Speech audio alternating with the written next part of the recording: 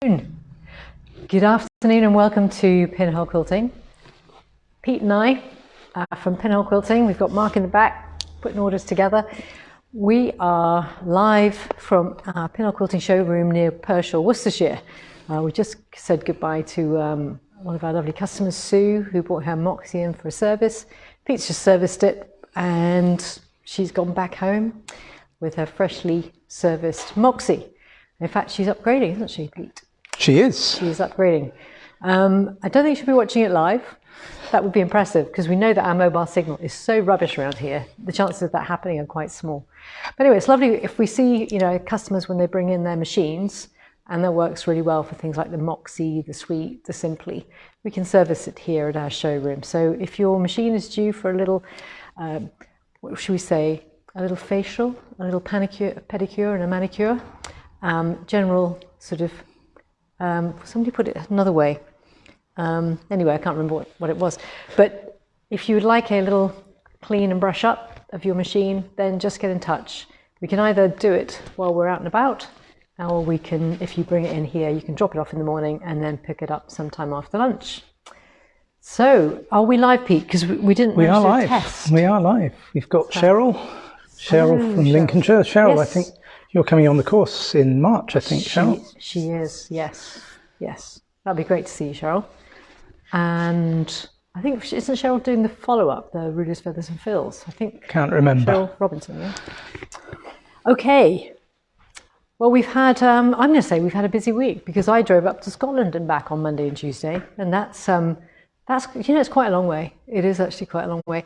It was snowy and it was so beautiful. I had to stop and take a little video because it was so gorgeous as we went over that's me and my car, went over the Pentland Hills. And it was so nice to see Veronica. Hi, Veronica. Veronica always watches our Facebook Live, so I'm going to say a personal hello to Veronica.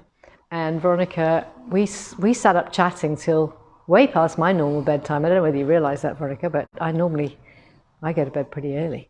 And we were chatting away about all kinds of things. And like many of our customers, I find incredibly interesting people. So it's always really nice to have a chat and a catch up and feel like you've got to know a little bit more about the people that we're seeing, that we see you as well. We kind of see your comments and stuff online. So Veronica's upgraded recently from a Simply 16 to an Amara, a beautiful Amara. I've got one just here. This one's got Pro Stitcher on it, but with a regular screen. And so Veronica will be doing some quilting from the back using her groovy boards. She's more of a proponent of the groovy board system rather than the laser light, which gives her some lovely results for the many quilts that she makes for friends and family. And I think she'll have a lot of fun with the Amara. She's got 3 lovely dogs. Well, there's two Wheaton Terriers and one that's a bit of a mix, poodle and some other things. So I always have fun when people have got dogs. So, now, just say hello to a few more people online. Chris Hillier. Sorry? Chris Hillier. Oh, Chris Hillier. Hi, Chris. Karen Vipond in Anglesey. Oh yeah, I emailed Karen today. Sunny Anglesey. Cheryl. Yeah, I bet it's beautiful. Cheryl's come back with a question. Cheryl, I'll email you about that. Okay. Alrighty. And Georgie. Georgie. Hello, Georgie. Hope you're having fun and enjoying some of this. We've got some beautiful weather at the moment. Cold, but beautiful. Cold, but beautiful. So what are we going to do today then, Pete? You don't know, no idea. I've been servicing a Moxie. He's got no idea. He's got no idea. All the gear and no idea. So what I've got you. First of all, I'm going to mention something that I've been doing. I did a little bit of piecing recently with some lovely people who live locally to our Pinhole Quilting showroom. A number of them have got our long arms, which is kind of how some of them know each other, but there's other reasons why. Sharon, who's one of the organisers of the group, has just sort of picked people up from time to time. They might be lurking in a charity shop looking at fabrics, and before they know it, they've become a patchworker, and they then move on to other things. So part of that group is, the idea of that group is, apart from doing sort of fun sewing and a few socials, is to sew quilts for charities.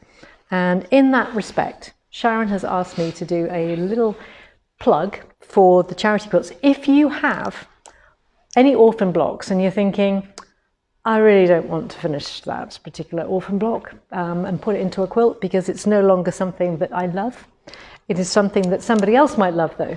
And therefore, if you have any orphan blocks, if you email the lovely Sharon at SC, that's Sierra Charlie, .Gresham, GRESHAM for mother, Gresham, at btinternet.com, you can then send and arrange to have your orphan block sent to Sharon. And she will receive them with open arms, she will, because she wants to make lots and lots of charity quilts. And it's a really good way to use up some of the things that you might have pieced together, but you have no further use of because you've either fallen out of love with the fabric or the block. So hi to Sharon, who's just had her electromagnetic channel locks. Well, I was up in Scotland. I shouldn't do that, should I? Well, while I was up in Scotland. It's called cultural appropriation and it's frowned upon. It's frowned upon. I'm really sorry. You do it every time. I know, and I apologise every time as well. I can't help it. I think I must have done it when I was a small child. Anyway, what was I saying? Yes, Sharon's now got her electromagnetic channel lock so she can do her straight line quilting with ease. Electromagnetic channel locks, they are a step up from the manual ones that you might have, the little circular or semicircular little grip things that sit on the wheels of your carriage, and either the X across the frame, Y forward and back towards you, Y towards you, and the electromagnetic ones are super duper fab. In fact, I think, yeah, Veronica had some as well. They are lovely. They are so lovely. And it means that you can do really nice, very dense, straight line quilting. If you put it at 45 degrees as well, you could do diagonals. How about that? So, accessories. I was going to talk about accessories today because I thought, because we've got lots of new customers or potential new customers, people who might be lurking and watching and going, what's all this long arm quilting about then? I thought it would be useful for me to do a little refresher of what's available. So when you get your long arms machine, the Handy Quilters supply everything you need to get started. We supply extra things like extra fabric and wadding that the lovely Pauline cuts up for us, and those come out to you either for you to set up, like with the Moxie with the loft frame, or if it's a studio frame, we or one of our engineers will set up.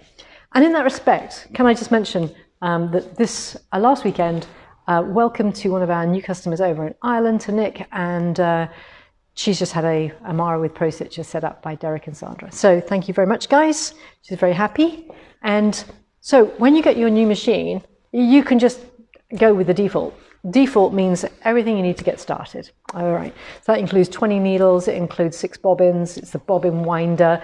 It's the standard foot, open toe foot, oil, tools, and lots of videos available online that you can watch at your leisure. Press pause whenever you need. And then you can also come on our foundation workshop. So that's all good, all well and dandy. However, you might want to do ruler work. So you might have been doing ruler work on your domestic and you now want to do it on your long arm. So let's just talk about what you need to do such things as ruler work. So as a standard, kind of quite a common accessory that people will have with their long arms is the ruler base and the deeper foot. So let me just show you what those are and how they work. So if I bring the machine over here, this is what the ruler base looks like for the Amara.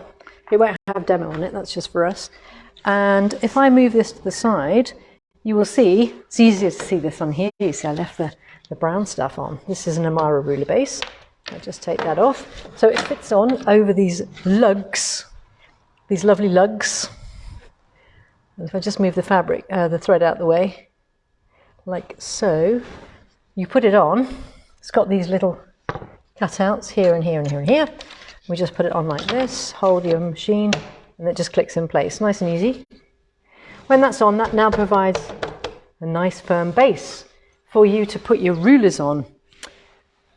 The other thing that we need to make it nice and safe is a deeper foot. Whilst this foot is, oh, that was my wire. Caught my wire on the hand wheel. That's another accessory. So if I just show you changing the foot here, you get 2.5 millimeter Allen key, not quite like this. We just take the old foot off like so, and I will get my sure foot. So the sure foot is a deeper foot, deeper profile foot.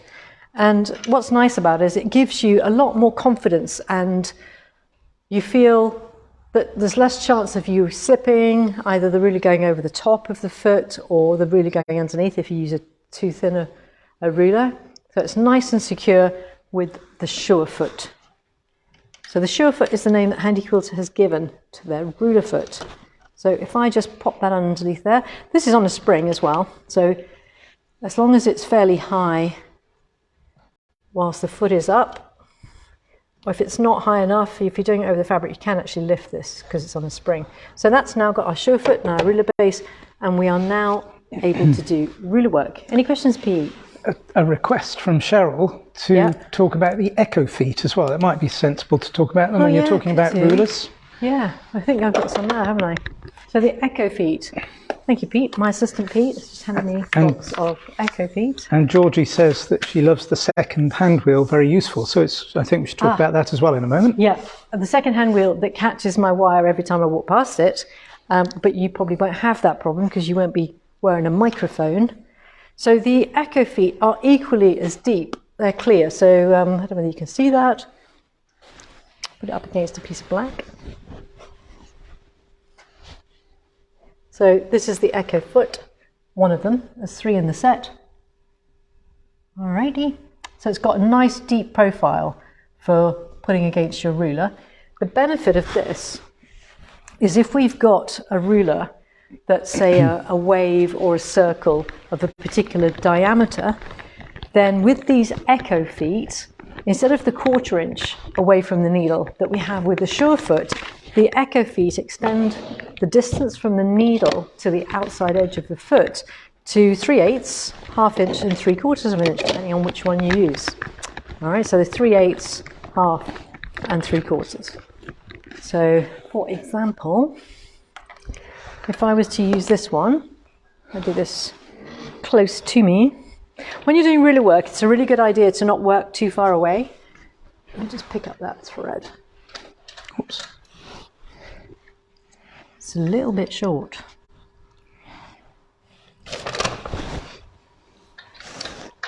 A number of us suffer from that problem.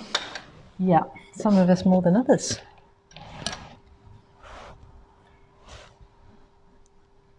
So settings, ruler work, just going to go into my settings on my Amara, which in here, if I just get rid of that for confusion, so I might put it on 11 stitches per inch, regulated. In a cruise setting, these 2 arrows mean cruise. And for ruler work, somewhere between 50 and 100, something like that, will be a nice setting for ruler work. And why, you ask? Needle down. Yes, thank you, Pete, and needle down. And the reason being, needle down so that it doesn't waver, but also there's less chance of kind of slipping.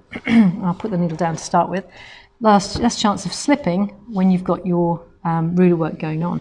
Every time we stop and reposition the ruler, we should keep the needle down and reposition the ruler and then start again. So stop, reposition, restart. So if I don't move the machine, if I just press start, it sews slowly. The benefit of that for ruler work is that you're not trying to push the machine against the fabric with the needle in the work. It will come out. So if I just start off like this with a normal sure foot, because I've got Pro Stitcher, I've got my gears on. That was a little heavier than it should be. That's better. You can go slower if you wish. What you don't want to do, I'm just going to demonstrate, if you go too far and put too much pressure on it, look what happens. You don't want that to happen. So you only go as far as you can comfortably manage to hold and then stop. So I would have stopped about here. And then reposition your hand, and then there's a stop position here. It says needle stop, and then needle start is there, so that we can then... So you want to be holding the ruler quite close to the needle, but make sure you don't get your finger trapped under the knuckle of the foot. This bit. That's very painful. Really painful. And the other place is here. I've caught my little pinky finger just underneath that between the ruler and the screw. Oh, that was really painful. So you just have to be doing it slow and steady. Wins the race, doesn't it, Pete? Yep. So that's with the regular foot. That's with the sure foot. And thanks to Cheryl, we're now going to do a little change of the feet. Because this is quite a gentle curve, you won't see it as much. But I'm going to go to the extreme. Here we go. This is the extreme. This is 3/4 of an inch. If you had a more acute curve, you would see the difference more. I don't know if it's going to show very much. But this is the general idea. And if you had circles, it means that you don't have to have like half circles. So you could have, if you had circle set in 2, 3, 4, etc., and you use the 1/2 inch, you've now got 2.5, 3.5, 4.5. Okay. Just a thought. All right, so I'm going to use that. Let's see, not far away. So yeah, we can put that up. Like I said, it's on a spring. And then put the screw in. You don't have to screw it really, really tight. That screw goes all the way through the foot to the back of the foot. There's actually a hole in the back and it's holding it. So that's nice and firm now. Oh, the other thing is, if you're using a ruler base, extend the fabric at the side using a scrap of fabric to put your clamp onto. And then that doesn't hit the ruler base. Is this all making sense? Just make sure you don't stitch over the needle if you're using the pin. Oh yeah, yeah, that's never good. So I'm going to come back the other way. Whoa, it's on a bit of a slope here. Kind of. There we go. Right, so I will now use this.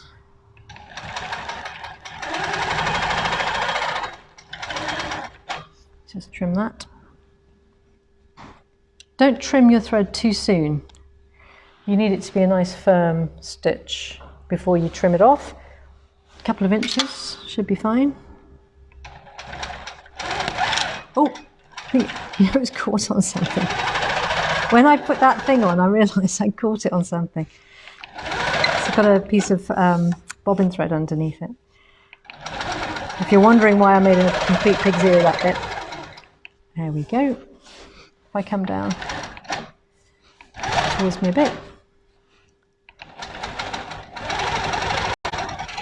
You get a nice modern look with this. If you want to use the line that's on the ruler for reference, you need to go away from you so that this lines up with the previous line. But I'm just doing a quick one here.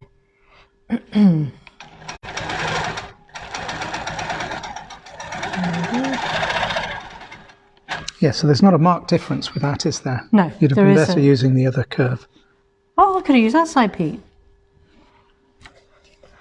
Is that what you're saying? Yep. That's fun. Let's stop there. Good point. Right, put that there. Oh, I like that. That's great. So the addition of the echo foot actually makes that curve look completely different from if you're using just the standard. I'm going to do the other one as well. Sure foot. So I think once I've changed this over, we'll compare and contrast the one I should have used with the more gentle curve. This one's great for doing feathers. That's kind of why I like that side. This is wave F, if people don't know this ruler. It's a lovely ruler. Right, put the sure foot back on. Like so. I was talking with a lovely customer today about which foot to use when using Pro Stitcher and saying, you know, which one should I be using? Well, the thing is, you need to use a glide foot if you can with Pro Stitcher. But otherwise, see if I start here, we should see the difference. If you're doing stuff where you need to see what you're doing. Perhaps you're doing a mixture of free motion and pro stitcher. You kind of need to be changing in between the two, really.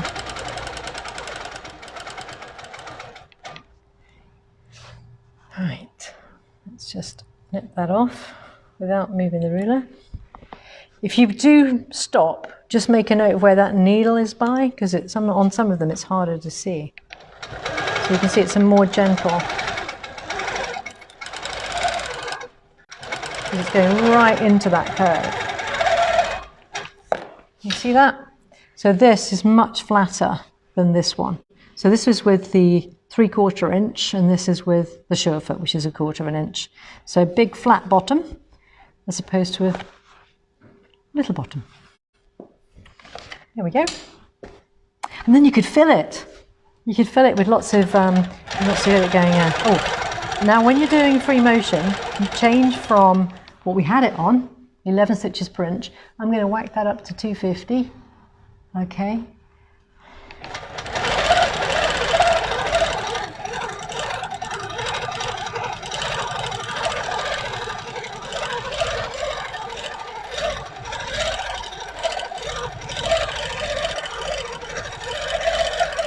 And then you can do your filler.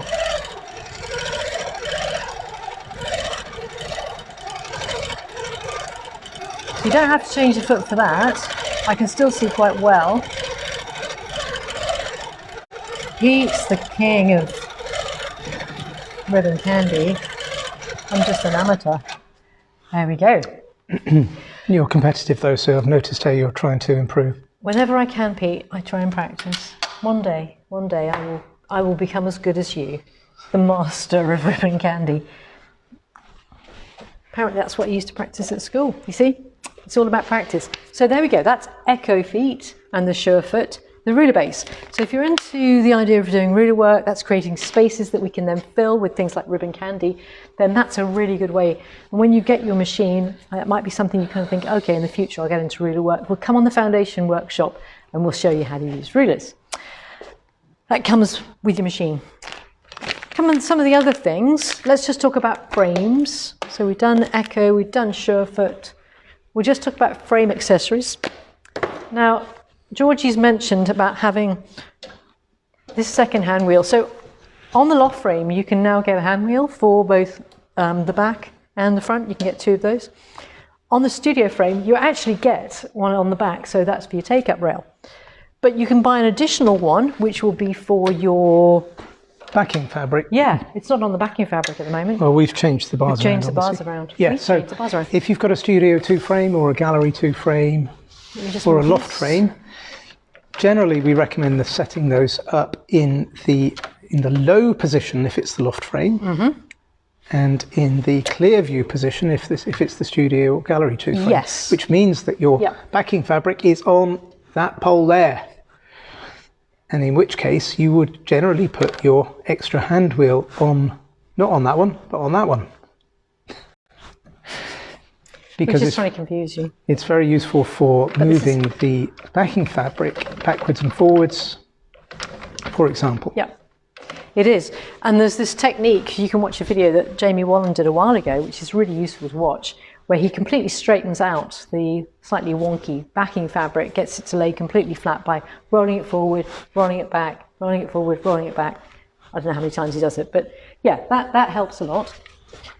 Another thing that you can get as an accessory is the handy hammock. We have quite a few customers who have the handy hammock. It fits on, you can just make it a bit shorter for the 8-foot frame, and it'll go all the way up to the 12-foot. And it is a very handy hammock. In fact, one of the customer I spoke to this morning and I was doing the Pro Stitcher training with, she asked about whether you roll the wadding around the wadding bar that's underneath on the studio frame. And actually that's not really the best way of doing it. It's more for storage of a wadding, roll of wadding. If you roll it around the wadding bar, you find it kind of gets hooked up, and it might stretch your wadding. So we don't suggest doing that. Just put it the other side of it, or very loosely roll it, and then make sure it's free when you want to roll it on, when you move your quilt on further up on the take-up rail. So our wadding, normally, it just needs to be sort of sitting there. So the hammock is really good for it, because it just sits sort of flat, and as you roll it forward, it helps in terms of dispensing it, it's nice and loose. Now let me just show you something else that came up in that discussion, is that on the studio frame, but you can sort of do this on the loft frame too, as you're rolling it on, if you find that this, the top fabric and the bottom fabric are fine, but the wadding has got rucked up, you can lift this and put it in the pole cradle here, so that you can actually look at underneath at your wadding. So these pole cradles are very useful for being able to lift that top fabric up. What we've got here is slightly different because I'm floating my quilt. Am I floating it? No, I've just got the whole thing just clamped on, haven't I?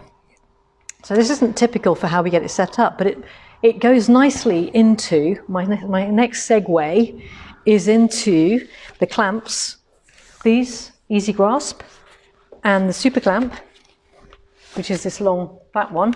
When you put them on one side and then it'll go on to the other.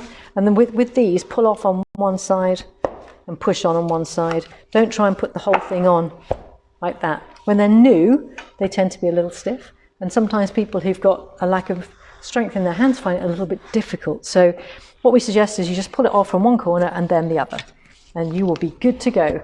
If they do feel like they're too stiff, then what you need to do is leave them on the rails, just put them on without the fabric and gradually build up until that has got your quilt on it, and then you'll have no problem, because that's all we've done. Bungee grabbers. At the side, I've put this pin, this was after Telen came. Hi Telen. And instead of the standard accessory, which has got like a little V in it, oh, it's got a little bit of thread in it. These bungee grabbers are more like what you get on a cleat on a boat, and it's really easy to get it in and out. Beautifully demonstrated, Liz. You see that? So it just goes in like that and comes out. So this is an optional add-on for the studio frame or the gallery frame. It is, and I love them because they're just a darn sight easier than the other ones. There we go. That's that. Anything you want to say, Pete, or any questions? Just on the handy hammock, just to reiterate, it's designed for the studio frame or the gallery frame, but it can also work with the loft frame. The only frame it doesn't work with is the little foot frame, because there are no points at which to attach it, and also being a frame that's only 5 feet 6 inches wide, the hammock really is much too long. Yeah. Okay. So a couple of things that I wanted to mention in terms of how the machine stitches that people might not realise. And sometimes, if things go wrong and it's not stitching perfectly, then you need to look. Most of the time it'll be something that's happened in the thread path. And one of the things that happens in the thread path is that the spring on the right hand side, Pete,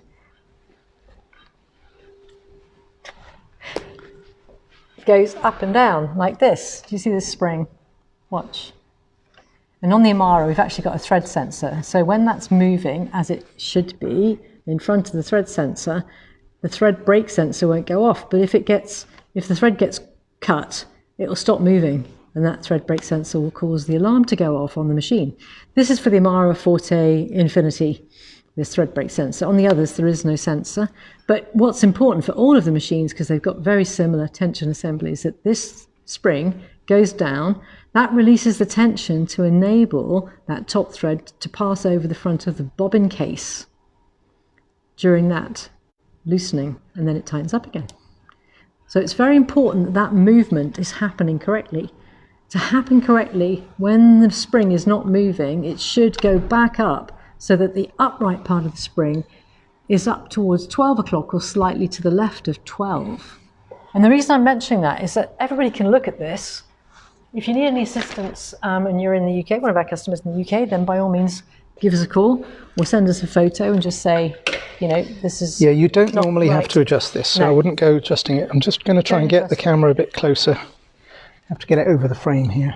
But there's a little screw underneath here. Whatever you do not remove this little screw. It's a 2mm Allen key. Do not remove it. Let me just say it one more time. Do not remove this screw underneath, because it's a devil of a job to get it back in. I've only in my life done it once, and I never want to do it again because it's really difficult to get it back in. It's angled. So if you need to adjust this at all, it is possible to do so. We'll talk you through it, but it's basically a question of loosening this off, and then this can then quite easily just rotate around. But best thing is, if you're not sure, or if you've got any problems with the sewing and you think it might be related to your spring, then send us a photo and we'll take a look. A picture paints 1,000 words.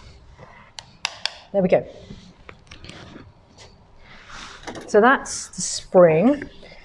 The next thing I wanted to discuss is Pro Stitcher. I thought a few little hints and tips along the way, because I've spent an hour or so this morning, and maybe an hour and a half, with the lovely Ellen, who's doing really well on her Pro Stitcher.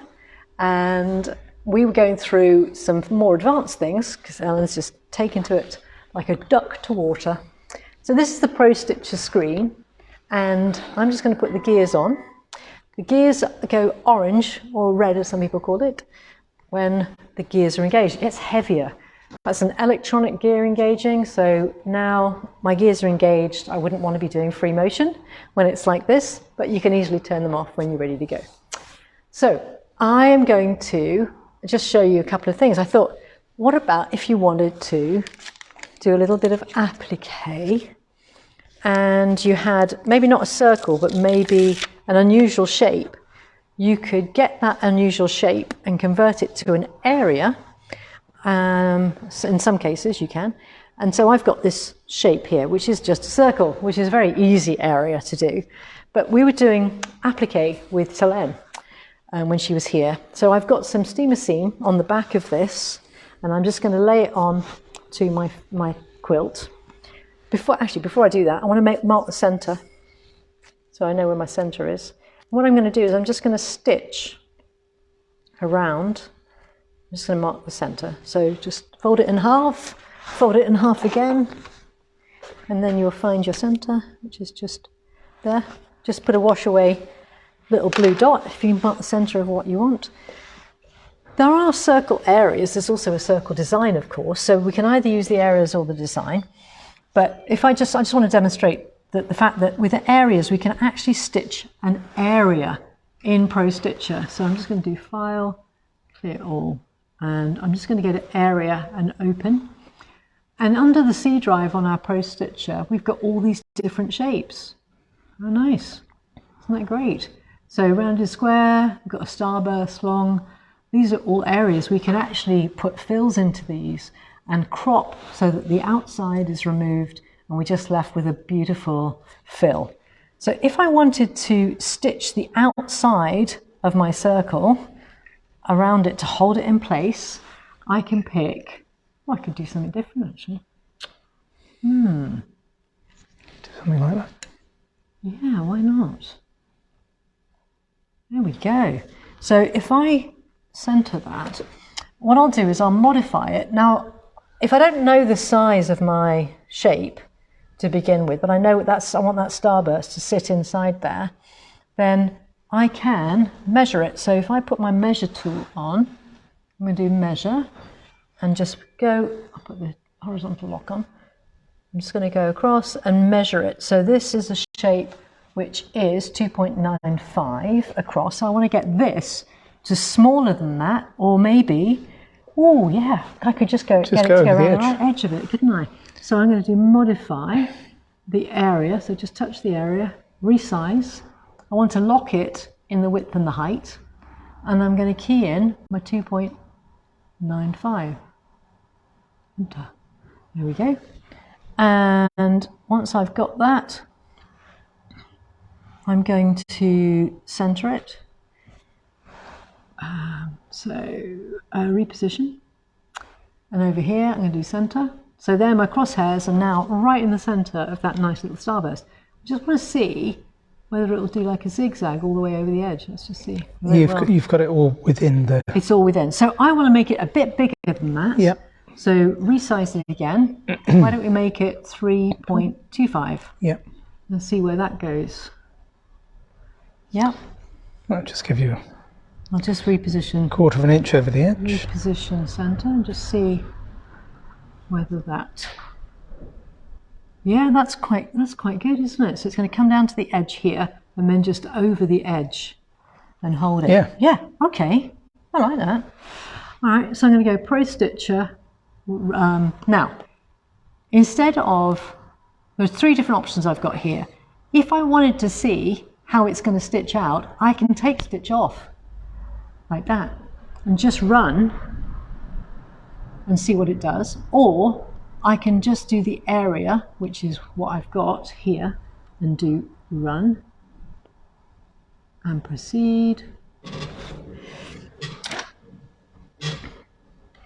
So I could have a design in the center of that, and I could just see what it looked like by doing an air stitch first.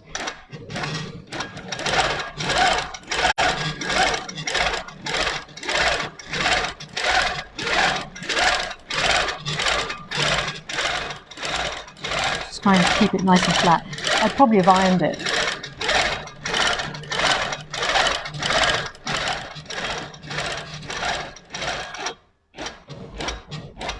Yep, that's cool.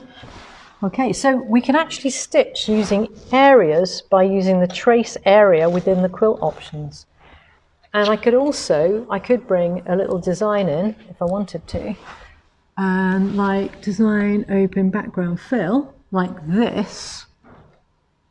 And if it's a bit small for that, but I can just crop away, modify, crop outside, and it's just left with that little background, that fill. So if I wanted to, I could put that fill or any other fill inside that area, which is pretty neat.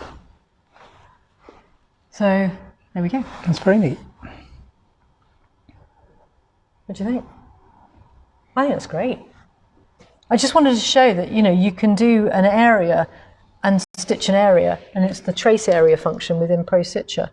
We can only have one area live at any one time, but that's pretty good. All right, baseline.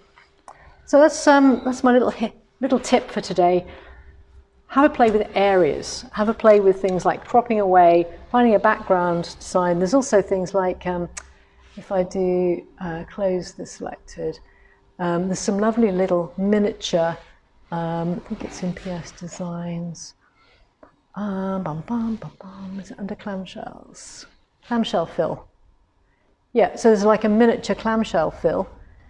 If I just drag that over there and modify crop outside the edges. Oh, that's more interesting. It is, isn't it? Should we stitch Do you want to give that a go? Yes. Yeah. Okay. Let's see. So it's going to start here. Yeah, so what I was saying was, so I'm going to baseline that. If you're not sure where it's going to stitch, let's run it, and it's going to be on air stitch. Proceed. So it kind of just shows you where it's going to go. If you're not 100% sure that it's going to do the area you want and how it's going to stitch out, maybe the path of it even, here on our screen, it shows that. So I can be sure that it's going to go in the areas that I want. Lovely. There we go. And because I've done edges, it's also going to do a little bit of overstitching around the edges rather than starts and stops, which otherwise it would have to do because of the fact it's a fill with lots of sharp points. There we go. And there we go, finished. Right, so it will have unlocked at the end. So let's just do it for real. So put stitch on, start and end, pull up on, pull up auto. Don't need to baseline. Oh, there we go. Sorry, that was a bit quick, wasn't it? But anyway. That's okay. It's... I think it's useful to show the fact that you can use Pro Stitcher very creatively. Yeah. Often we get comments to say that Pro Stitcher takes away your creativity, and I disagree with that. Yeah, me too. It gives you different opportunities for creativity. Yeah, because I hadn't thought about doing what we just did, and it's only because Pete said, "Well, what about that one?" We're doing this on the fly.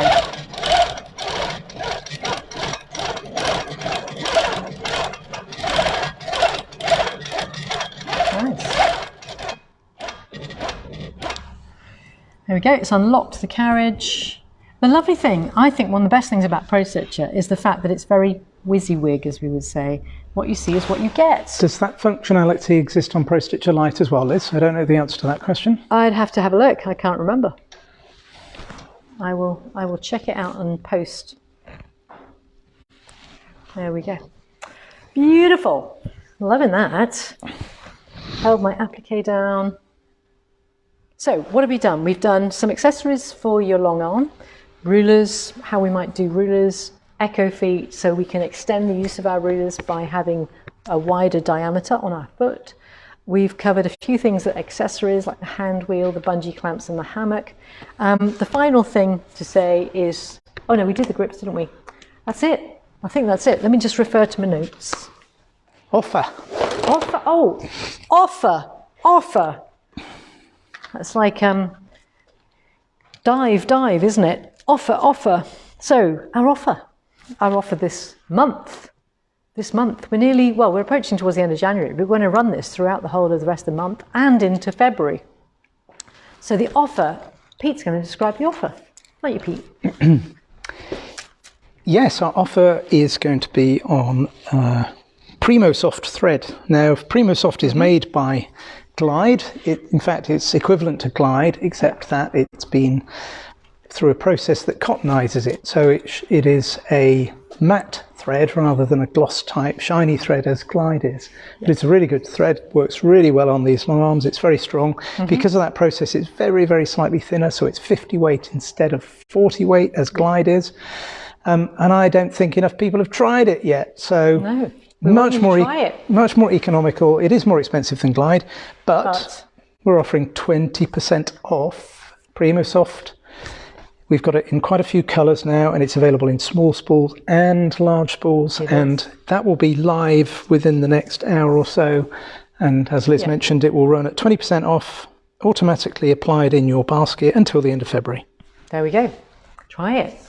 Where you want something of a more sort of cotton look, perhaps you've got a traditional quilt, and Glide can, for some people, be a little shiny. They don't want something much a flatter look. Depends on the quilt. But it is a really lovely thread to use, and we've been delighted with it. So try it. Take advantage of our 20% off. Why not? Why not indeed? So that, Pete, I think concludes the session for today, except to say we won't be here live next week, but we are intending to load up a video that you can watch, and we won't be here, will we? We won't be here, so we won't be able to answer your questions immediately, but have a look at our video, and we look forward to seeing you after that, and we'll let you know when that is. So have a fantastic week, have a lovely weekend of quilting, whatever you're doing. I shall go back to our wedding quilt, Pete, our wedding quilt. Wow. Yeah. Oh, next week's our anniversary, isn't it? Just 12 years. 12 years. So it's a little overdue, this wedding quilt, but I'm getting there. I've nearly pieced all the rows, and then I can just put it on my long arm, stitch it out with my Pro Stitcher, and it'll be in a snug before you know it. So whatever you're working on, I hope you have an equally fun time, and we look forward to seeing you soon. Take care, everybody, and happy quilting. Bye.